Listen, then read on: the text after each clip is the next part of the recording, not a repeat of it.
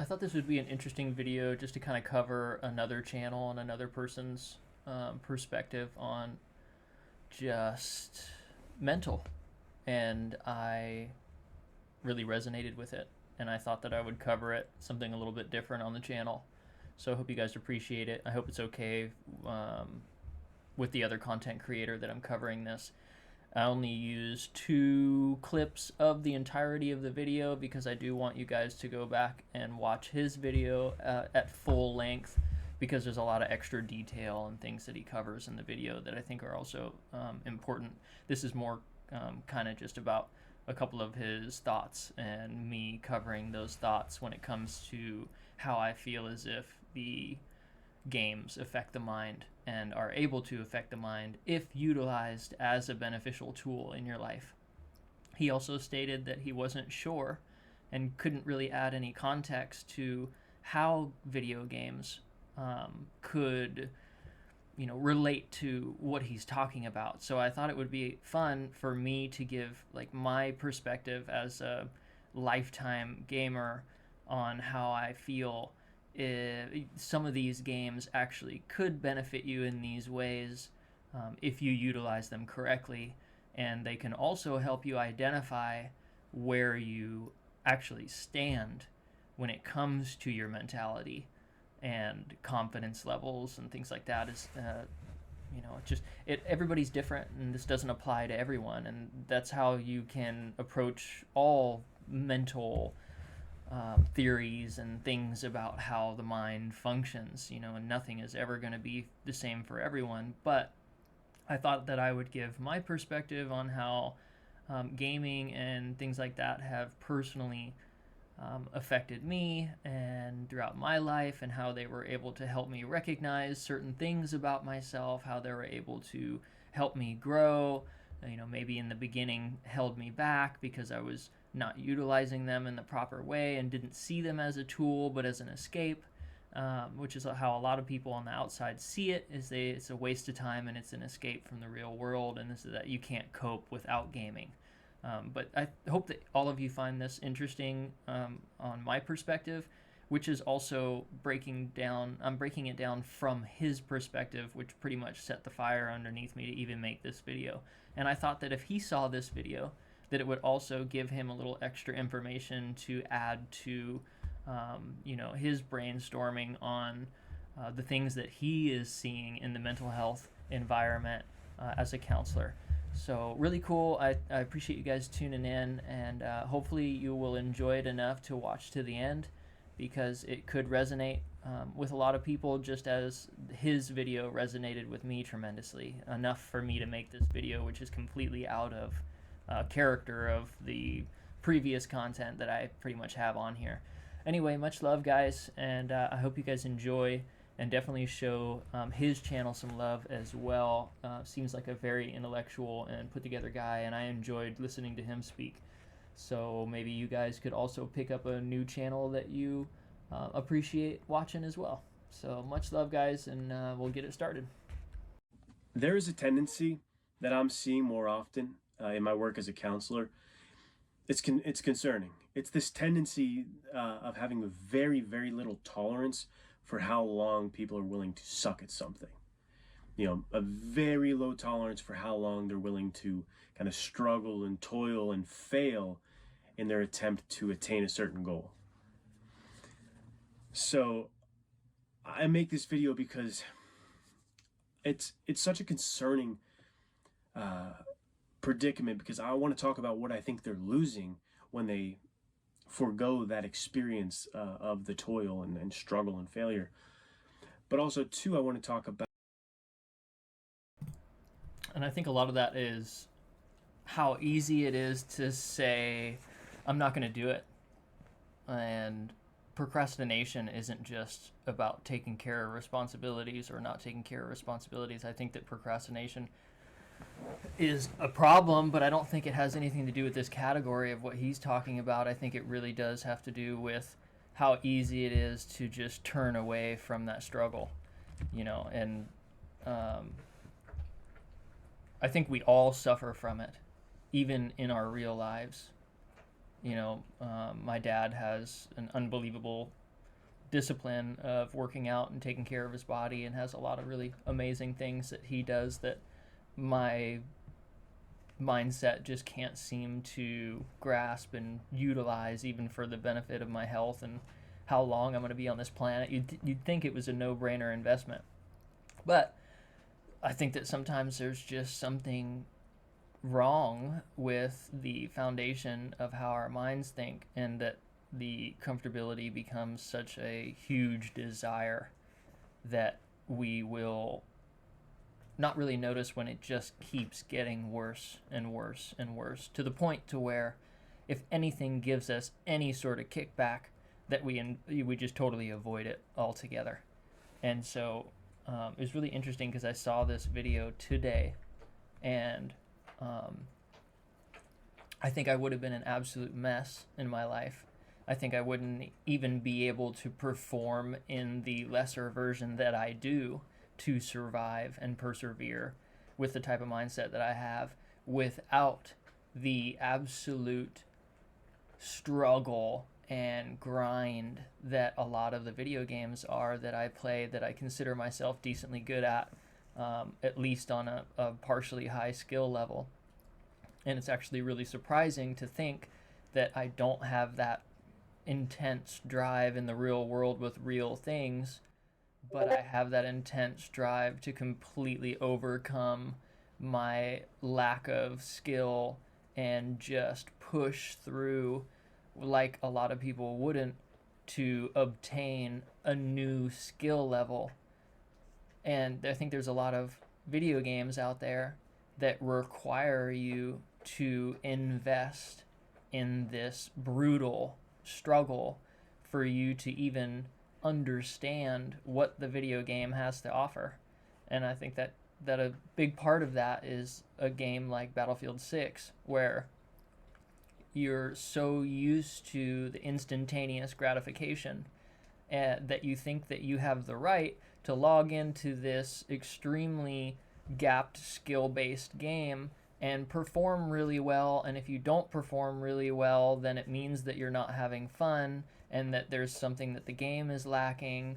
And if you're not having fun, why are you playing the video game? You play the game to have fun in the first place. But in all actuality, some of that might be true to a certain extent, but I don't feel as if it's an honest call or an honest judgment, because you didn't put the work in and you didn't put the time in. There's no way in hell that you're going to just automatically walk into the room and be as good as everybody else. It's just not going to happen. And therefore, you're not going to even feel what these types of games have to offer. So you're going to continue to, kind of look back on what you are good at in the games that you do play and the games that you think that you are having fun with. And we all do that. We absolutely and totally all do that. And it's interesting to hear, an actual counselor deals with minds and stuff every day talk about this. But yeah, there's another example that he gives in this video that I thought was really interesting. That they're just leaving on the table. It's like there's this whole garden in you that can grow, and you can be this incredibly enriched person. But the soil, the enriched soil that is needed for that kind of internal garden, only comes from that time under tension. It only comes from being the new guy in the boxing gym who doesn't know how to throw a punch and is embarrassed as the guy next to him makes the bag sound like it's a war zone. You know what I mean? There's something in that you learn. And I don't mean just, I'm learning the skill of boxing and now I'm a better boxer. I mean, why am I insecure? I'm learning about brotherhood. I'm learning about camaraderie. There's these internal things that'll happen too. These things that will happen to you that pull on all of these existential questions left, right, and center, and you're going to go, wow, I know myself so much better. And it's just crazy, because a lot of people don't really think about what games truly have to offer, but that they're primarily a waste of time. But I think at the end of the day, there's so many characteristics to my personality that I wouldn't have had. I've had a natural fight. I think that all of us tend to have a natural fight in us, but in what way can we hone that? How can we fine tune that? And I would say that that's how we choose to fight our way through tough situations. And what's really interesting is that sometimes those tend to be a little bit rare in life, where you really test yourself. I mean, honestly and truly test who the hell you are and how you're going to somehow find a way to come out the other side alive and still in one piece mentally.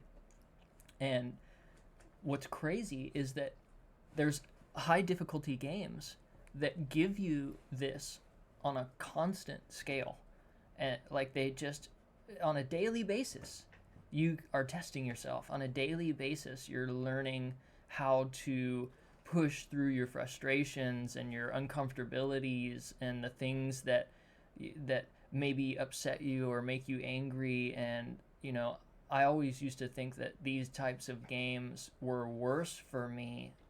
They made me angry, they made me mad, they caused problems with my mental well-being and things like that. But it really wasn't true. It was that I wasn't okay with myself. I didn't have my anger, I didn't have my temperament, I didn't have any of those things in check in my life and with my personality, with who I am. These are insecurities, these are things that you don't have put together. And when you go out there in the real world and you just put your head down and grind away at these jobs and things like that, you feel as if this is enough. Like, I put my work in, I'm checking out at the end of the day.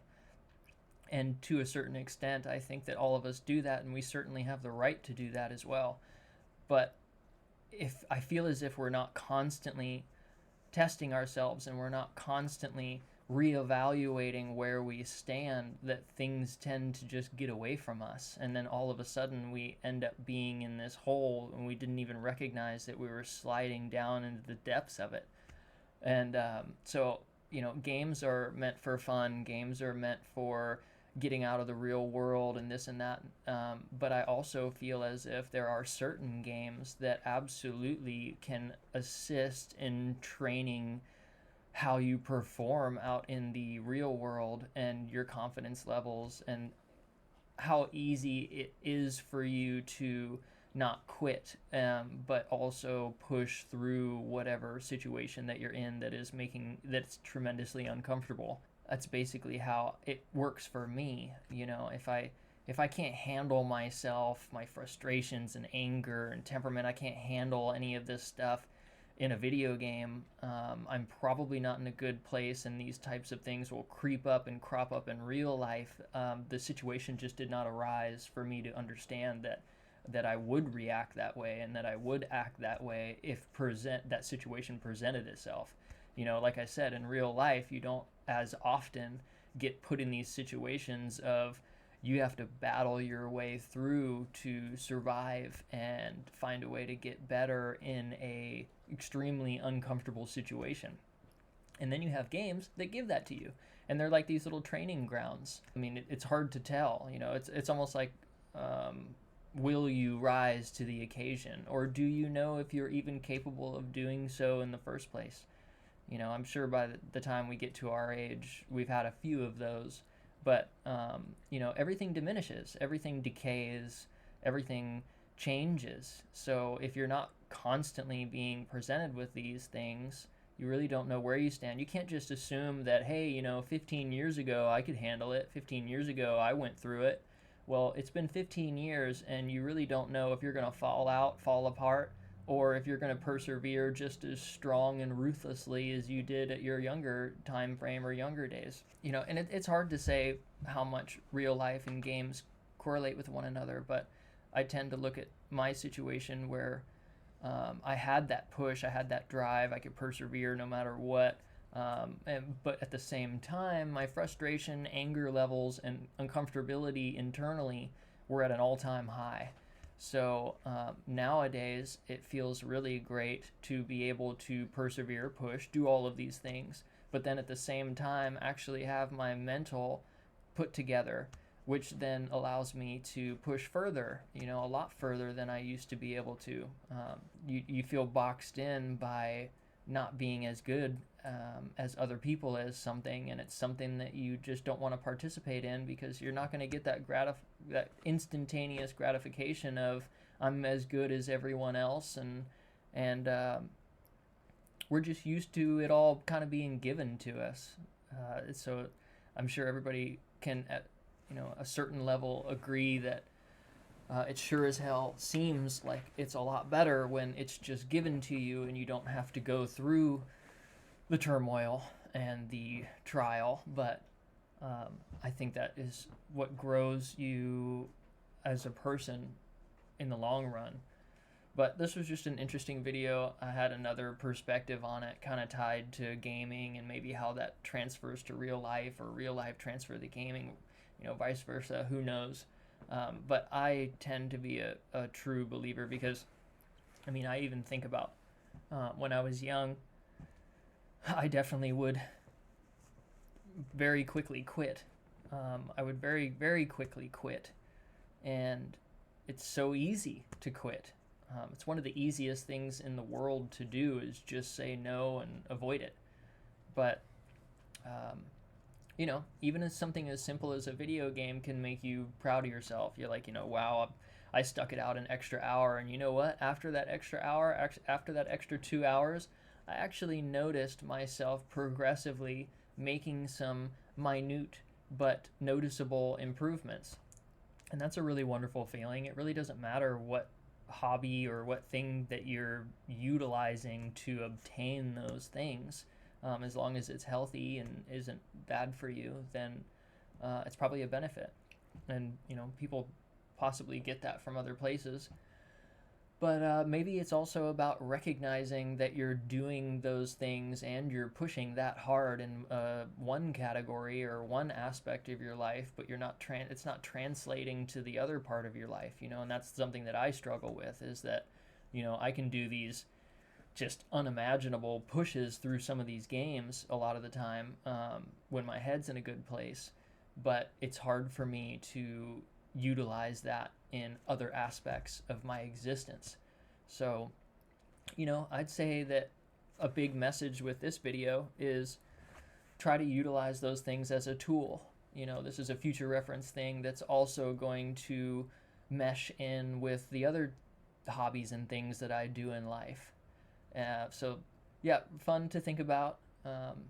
Brand new video from this guy. He's a small channel and has a ton of views on this video because I think it resonates with a lot of people. And I had to make a video on it because I find it extremely interesting. And of course, I am more on the gaming on the channel, so I won't get too deep because obviously I'm not a licensed counselor or therapist. But I thought I would bring this ideology or this theory into maybe the gaming world and where we all tend to stand. So pretty cool. Yeah, you lose. Real easy to just quit out. And I think that might, in an invisible way that we don't notice, slowly creep into our real world and how we live our life on a daily basis. I feel as if I owe a lot to these video games, just as I do to experiences in life that have created the person that I am now. And I don't think I'd feel the same way if I just quit every game and I quit every challenge that ever came my way and just assumed that this is where everything stands and it has nothing to do with me. It has to do with the crap environment, how can't that be, relative to real life and inside a video game? But much love, guys. I wanted to put this out, just something different, something cool and different, and just a topic of conversation. Anyway, L.S.author. Definitely go check out his channel and show him some love. So I love stuff like this. I think it's really important, and these types of philosophies and just basic functionality of where the mind stands in a lot of people's skulls is it's interesting to have conversation about. These things are are really intriguing to me, and try to think about it in all different types of categories. All right, see you guys later. Thanks for tuning in, and show the channel some love.